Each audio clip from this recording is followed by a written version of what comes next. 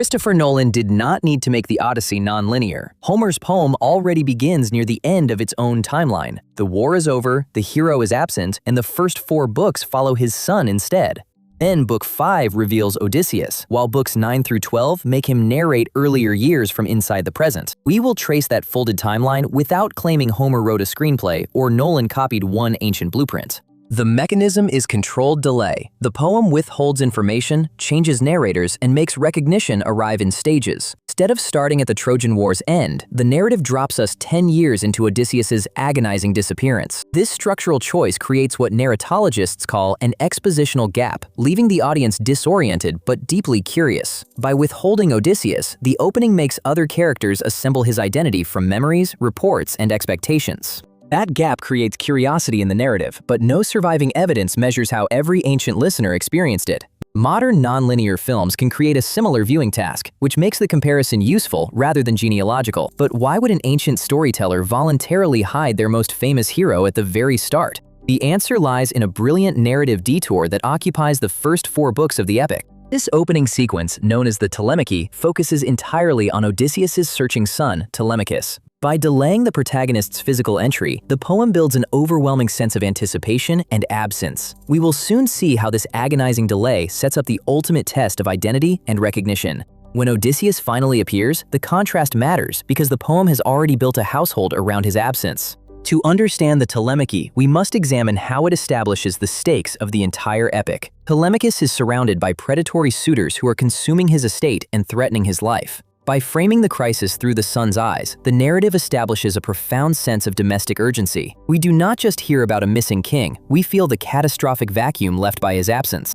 The delay works like withheld character framing in modern storytelling, but that is an analogy, not evidence of influence. When we finally meet Odysseus in Book 5, he is not fighting monsters, he is weeping on a beach. This sudden shift in perspective shatters our expectations of a triumphant epic warrior. The contrast asks us to reconcile the famous strategist described by others with the stranded man the narrator finally shows. The scene can support a reading about loss and endurance, but this video will not diagnose an ancient character. But Homer's temporal games are only getting started as the narrative prepares to fold back on itself. Once Odysseus leaves Calypso's island and washes ashore on Phaeacia, the timeline takes a dramatic leap backward. Instead of continuing forward, the hero himself becomes the narrator of his own 10-year journey. This transition introduces a massive nested narrative block that spans books 9 through 12. Scholars refer to this technique as an embedded retrospective, where a character recounts past events in the present. This structural choice shifts the focus from what will happen next to how we got here. The embedded story turns a sequence of adventures into a remembered account delivered by its central survivor.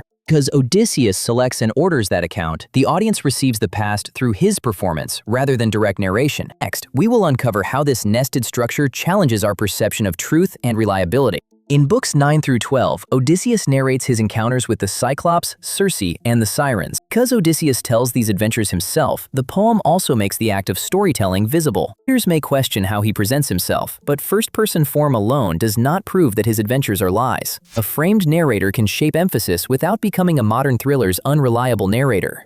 A modern brain imaging study found responses around coded event boundaries, not proof that nested stories create greater immersion. Textual task is still layered. Listeners hold the Phaeacian hall in the present, while Odysseus describes an earlier sea journey. The poem signals these levels through speakers, settings, and returns to the framing scene. The result is temporal depth, not a laboratory measurement of ancient attention. Memory is part of the form because earlier events reach us as a character's organized retrospective. Nothing in that structure lets us infer intrusive memories or a clinical condition from the poem alone. The safer claim is literary. Past and present occupy different narrative levels and repeatedly interrupt chronological order. That architecture can portray a return from war without turning literary analysis into a medical diagnosis. However, we must note a critical limitation in comparing ancient oral poetry to modern written screenplays. Ord's oral formulaic work offers a counterweight. Epic structure also belongs to composition in performance and inherited tradition. Ice can serve live performance, memory, and suspense at once, so one modern explanation should not erase the others. The documented effect is structural sophistication. The private intention of a single historical Homer remains unavailable. What we can map is the order in which the poem releases information, not one universal response in every audience. Once Odysseus finishes his long tale, the narrative frame collapses back into the present timeline. He is finally returned to Ithaca, but his homecoming is far from a simple, joyous reunion. Instead, the epic initiates a slow, agonizing sequence of delayed recognition and identity tests. We will now analyze how these tests create a masterclass in narrative tension. Odysseus reaches Ithaca under a disguise, so the audience can recognize him while most people inside the story cannot. That information gap creates dramatic irony. Viewers wait for each character to catch up with knowledge they already possess. Poem does not pay that knowledge to everyone at once. Recognition arrives through a sequence of separate encounters. Telemachus learns one version of the truth, loyal servants receive another, and Penelope remains inside a longer test. The sequence turns identity into evidence rather than a face that automatically explains itself. In Book 19, the nurse Eurycleia recognizes a scar while washing the disguised stranger's leg. At the instant recognition should move forward, the narrator interrupts the scene with an older story about the scar. The plot therefore moves backward at the exact moment a secret threatens to move into the open. That interruption delays the consequence while giving the physical mark a history. Later, Penelope still does not accept a restored identity merely because the stranger claims it. Her bed test depends on private knowledge about a bed built around a living olive tree. The final recognition works because one detail joins past construction, present memory, marriage, and place.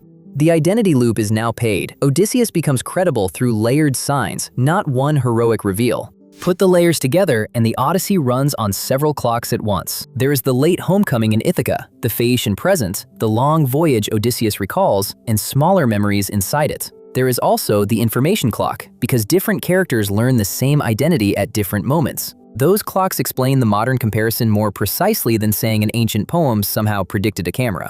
Nolan's official film gives the comparison its current relevance, but this analysis uses no film footage and makes no claim about an unverified adaptation choice. The shared attraction is structural. Both ancient epic and nonlinear cinema can delay answers while keeping their consequences visible. They can let an audience know more than a character, then reverse that advantage with a withheld memory or name. They can make a past event arrive late enough to change the meaning of a present scene. But similarity is not identity. Oral epic, written scholarship, and projected film belong to different technologies and audiences. Lord's oral formulaic countermodel warns us not to explain every repeated pattern as a modern author's private master plan. Spear's experiment likewise supports sensitivity to narrative event boundaries, not a universal neuroscience of Homer or Nolan. So the title's answer is narrower and stronger than a claim of influence. The Odyssey was built for this comparison because its story is organized by missing time, nested testimony, and delayed recognition. Homer did not need a film editor to cut backward. The poem changes temporal level whenever the next piece of identity requires it. That does not prove one Homer intended modern psychology, that Odysseus has a diagnosis, or that Nolan copied the poem's architecture. It proves only what the surviving structure lets us map. Chronology is one of the Odyssey's most active storytelling tools. The structure also changes what suspense means, because the audience can expect a homecoming while remaining uncertain about its route and cost. In medias res does not merely hide the ending, it relocates suspense from whether the legend exists to how scattered evidence becomes a person again.